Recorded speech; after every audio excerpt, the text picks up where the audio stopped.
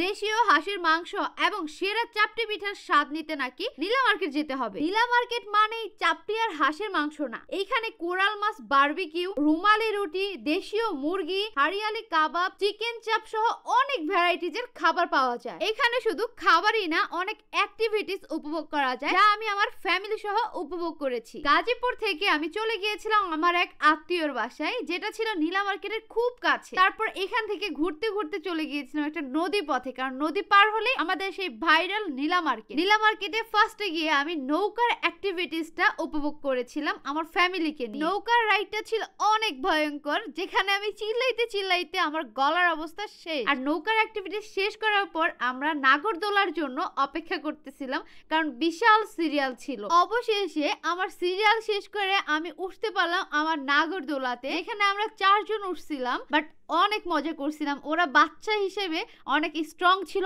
আমার থেকে। নীলা মার্কেট গেলে আপনারা অবশ্যই এই রাইডটি উপভোগ করবেন, কারণ এইখান থেকে আপনারা সম্পূর্ণ নীলা মার্কেটের সুন্দর একটা ভিউ উপভোগ করতে পারবেন। আর এই রাইডটির প্রাইস ছিল 50 টাকা, প্রায় 10 মিনিটের মতো আপনারা এই রাইডটি এনজয় করতে পারবেন। রাইড শেষে আমরা চলে গিয়েছিলাম খাবার খেতে রোজমেরি রেস্টুরেন্ট। ফার্স্টে অর্ডার করেছিলাম 300 মিনিটে সেই ভাইরাল হাঁসের মাংস, আর এইখানে ছিল 1 পিস রান, 1 পিস সলিড মাংস, একটা গলা, একটা সিনার মাংস। হাঁসের মাংসের ঝোলের সাথে চাপটি পিঠা না হলে বিষয়টা জমেই না, তাই তো আমরা এখান থেকে চাপটি পিঠা অর্ডার করে ফেলছিলাম। আমরা বাঙালি, আমরা হুজুকে মাতাল, তাই তো যেখানে ভাইরাল আমরা সেখানেই যাই। বাট এইখানকার চাপটি পিঠাটা কিন্তু অনেক মজা এবং ক্রিস্পি ছিল। এখান থেকে আমরা সামুদ্রিক 2টা কোরাল ফিশ নিয়েছিলাম, যেটা আমরা বারবিকিউ করে নিয়েছিলাম। আপনারা যদি চান সেই ক্ষেত্রে আপনারা ফ্রাই করতে পারবেন। কোরাল মাছগুলোর সাইজ অনুযায়ী প্রাইস কমবে বা বাড়তে পারে। হাঁসের মাংসের সাথে চাপটি ছাড়া যেমন জমে না, ঠিক তেমনই কোরাল ফিশের সাথে রুমালি রুটি ছাড়াও জমে না, তাই তো আমরা এইখান থেকে রুমালি রুটি নিয়েছিলাম। আর রুমালি রুটিটা ছিল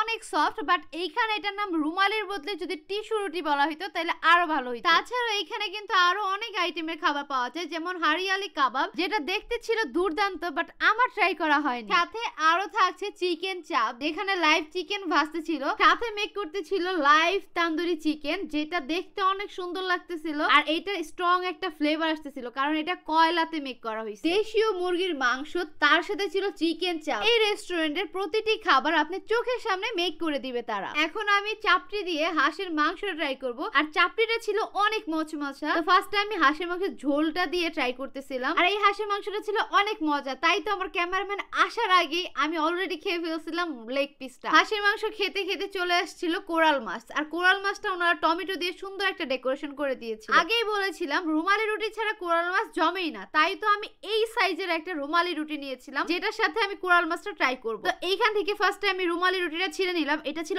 অনেক পাতলা আর সফট। আর এইখানে যখন আমি কোরাল মাছের রুমালি রুটিটা দিয়ে ছিঁড়ছিলাম, তখন এটা অনেক সফটলি আমার হাতে চলে আসছে। আর এই কোরাল মাছটার টেস্ট আমার কাছে ভালো লাগছিল, বাট এইটা যদি আর কিছুক্ষণ কুকড হইতো বা বারবিকিউ করতো, তাহলে কিন্তু এই ফিশটা খেতে আরো দুর্দান্ত লাগতো। অবশ্য আমার খাওয়ার শেষটা দেখলে আপনি বুঝতে পারবেন যে আসলে খাবারটা কেমন ছিল। আর আমরা মেয়েরা হচ্ছে ফুচকা লাভার, আর ফুচকা যেখানেই দেখবো সেখানেই খেতে হবে। যত দামি খাবার খাই না কেন, লাস্টে একটা ফুচকা হলে খাবারটা কিন্তু জমে ক্ষীর হয়ে যায়। ফুচকার টেস্টটা আমার কাছে মোটামুটি লাগছিল। তো খাবার দাবার শেষ করে আমরা সবাই মিলে একটু 300 ফিটে ঘোরাঘুরি করলাম, দেন পিকচার তুলে চলে আসলাম বাসায়। তো আজকের ভিডিওটা এই পর্যন্তই। সবাই ভালো থাকবেন, সুস্থ থাকবেন, ব্লগ বাই সীমার পাশেই থাকবেন।